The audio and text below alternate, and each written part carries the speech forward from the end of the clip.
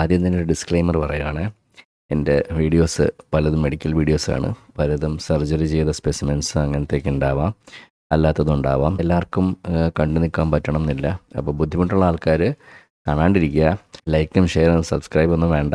നിങ്ങൾ ബുദ്ധിമുട്ട് ഉള്ള ആൾക്കാർ ഇങ്ങോട്ട് വരാണ്ടിരിക്കുക, ഈ ഏരിയയിലേക്ക് വരാണ്ടിരിക്കുക. ഇന്നിപ്പോൾ നമ്മൾ പറയാൻ പോകുന്നത് ഒരു ഇൻട്രസ്റ്റിംഗ് ആയിട്ടുള്ള ഒരു കണ്ടീഷനാണ്.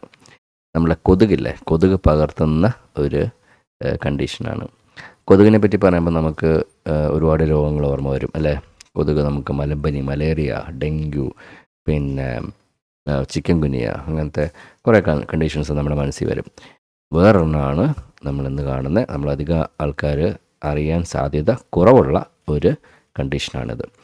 ഇത് എന്തെന്ന് വെച്ചാൽ, വീഡിയോ ഞാൻ കാണിച്ചു തരാം. ശരീരത്തിൻ്റെ ഒരു ഭാഗത്ത് മുഴയുണ്ടായിട്ട് അത് നീക്കം ചെയ്ത സംഭവമാണ് ഇനി നമ്മൾ ആ വീഡിയോയിൽ കാണാൻ പോകുന്നത്. ആ മുഴ ആണ് അവിടെ ഉള്ളത്. അപ്പോൾ ആ മഞ്ഞ ഒരു കളറുണ്ടല്ലോ, അത് മുഴുവൻ പഴുപ്പാണ്, പസ് എന്ന് പറയും. ഇനി നമ്മൾ അതിൻ്റെ അകത്തേക്ക് ഇങ്ങനെ നോക്കുമ്പോൾ, ചികഞ്ഞ് നോക്കുമ്പോൾ എന്താ ഉള്ളത്, ആ പഴുപ്പിൻ്റെ ഇടയിൽ ഒരു നൂല് പോലെ, ഒരു ത്രെഡ് പോലത്തെ ഒരു സാധനം, ഒരു വൈറ്റ് തിന്നായിട്ടുള്ള ഒരു ത്രെഡ് പോലത്തെ ഒരു സാധനം കാണാം അല്ലേ. അതൊരു വേമാണ്, ഒരു തരം ഒരു പുഴുവാണ്. അതിൻ്റെ നീളം കണ്ടോ, അത് ഭയങ്കര നീളമല്ലേ, നല്ല നീളമുള്ള ഒരു വേമാണത്. അപ്പോൾ അതിൻ്റെ പേരാണ് ഡയറോഫൈലേറിയ.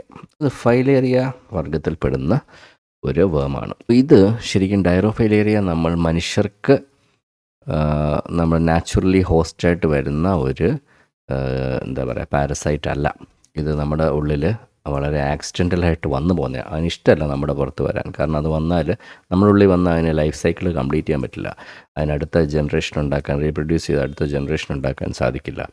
അപ്പോൾ അതിന് നമ്മുടെ ഉള്ളിൽ വരണമെന്ന് ആഗ്രഹമൊന്നുമില്ല. ഇത് സംഭവിക്കുന്നത് വെച്ചാൽ, ഇത് നമ്മുടെ പൂച്ചയിലും പട്ടിയിലും അങ്ങനത്തെ കുറച്ച് മൃഗങ്ങളിലൊക്കെയാണ് ഇത് നോർമലി അതിൻ്റെ ലൈഫ് സൈക്കിൾ കംപ്ലീറ്റ് ചെയ്യുന്നത്.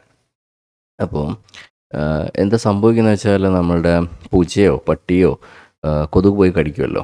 അപ്പോൾ അവരുടെ രക്തത്തിൽ നിന്ന് ഇതിൻ്റെ മൈക്രോഫൈലേറിയ ലാർവ ഉണ്ടാവും. അത് ഈ കൊതുകിൻ്റെ ഉള്ളിൽ വന്നിട്ട് കൊതുക് നമ്മളെ കുത്തുമ്പോൾ അത് നമ്മുടെ ഉള്ളിലേക്ക് അത് കയറും. നമുക്ക് ബുദ്ധിമുട്ടുണ്ടാവുമെന്ന് വെച്ചാൽ നമുക്ക് ബുദ്ധിമുട്ടുണ്ടാവും. ഇത് എന്ത് ചെയ്യണമെന്ന് അറിയില്ല. ഇതിന് നമ്മുടെ ഉള്ളിൽ വന്നിട്ട് എന്ത് ചെയ്യണമെന്ന് അറിയില്ല. അതെന്താ ചെയ്യുക, അത് ഈ തൊലിയുടെ ഉള്ളിൽ ഏതെങ്കിലും ഭാഗത്ത് തൊലിയുടെ അടിയിൽ പോയിട്ട് അവിടെ പോയിരിക്കും. നമ്മുടെ ബോഡി പ്രതിരോധിക്കും. ഇമ്മ്യൂൺ സിസ്റ്റം ഒക്കെ ഫങ്ഷൻ ചെയ്തിട്ട് അതിൻ്റെ എഗെയിൻസ്റ്റ് പ്രവർത്തിക്കും. അവിടെ ഒരു മുഴ പോലെ വരും. അവിടെ ഒരു ഇതേപോലെ ചിലപ്പോൾ പഴുപ്പൊക്കെ വരാം. അതൊക്കെ നമ്മുടെ ബോഡി അതിൻ്റെ എഗെയിൻസ്റ്റ്, അതൊരു ഫോറിൻ സാധനമാണ് എന്ന് പറഞ്ഞാൽ അതിനെ അറ്റാക്ക് ചെയ്യാൻ വിടുന്നതാണ്. പട്ടാളത്തേക്ക് വിടൂലേ, അതേപോലെ വിടുന്നതാണ്. അപ്പോൾ അതിന് ചുറ്റും ഒരു പ്രൊട്ടക്റ്റ് ചെയ്യാൻ വേണ്ടി ഇങ്ങനെ സംഭവങ്ങളൊക്കെ ഉണ്ടാവും. ഇത് തൊലിയുടെ അടിയിൽ മാത്രമല്ല കേട്ടോ, ചിലപ്പോൾ കണ്ണിലും പോകാം. അതൊക്കെ വേറൊരു കാര്യം. കണ്ണിൻ്റെ ഉള്ളിൽ വരെ ഇത് പോകാം. ഈ പെട്ടുപോയി അവിടെ പോയിട്ട്, നമ്മുടെ ശരീരത്തിനുള്ളിൽ പോയിട്ട് നമ്മളും പെട്ടു. അപ്പോൾ അതാണ് നമ്മുടെ ഡയറോഫൈലേറിയ. ഇനി ഒരു വീഡിയോ കൂടെ ഉണ്ട്. അതിനെ ഞാൻ ഇങ്ങനെ പുറത്തെടുത്തിട്ട് ഞാൻ സ്ട്രെച്ച് ചെയ്ത് കാണിക്കാം, നീട്ടി പിടിച്ചിട്ട്. അതിൻ്റെ നീളം കണ്ടോ, നല്ല നീളമാണ്. ഇതിന് പെണ്ണും ആണും ഉണ്ട്. പെണ്ണുങ്ങൾക്കാണ് നീളം കൂടുതൽ, ആണുങ്ങൾക്ക് നീളം കുറവാണ്.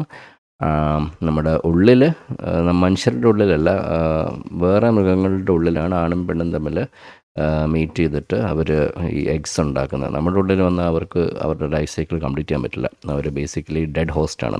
നമ്മൾ അവരെ സംബന്ധിച്ച് നമ്മളൊരു ഡെഡ് ഹോസ്റ്റാണ്. ഈ സർജറി ചെയ്തിട്ട് ഈ മുഴയെടുത്ത് കളഞ്ഞാൽ അത് നമുക്ക് കംപ്ലീറ്റ്ലി ട്രീറ്റഡ് ആണ്. അല്ലെങ്കിൽ നമ്മുടെ കണ്ണിൻ്റെ ഉള്ളിലാണെങ്കിൽ കണ്ണിൻ്റെ ഉള്ളിൽ നിന്ന് ആ വേമിനെ എടുത്ത് കളഞ്ഞാൽ അത് ട്രീറ്റഡ് ആണ്. നമ്മളിൽ നിന്ന് വേറെ ആൾക്ക് സ്പ്രെഡ് ചെയ്യുന്ന ചാൻസും അതിനില്ല. അപ്പോൾ ഇതാണ് ഡയറോഫൈലേറിയാസിസ്. കൊതുകടി കൊള്ളാതിരിക്കാൻ വേറൊരു കാരണവും കൂടെ അല്ലേ.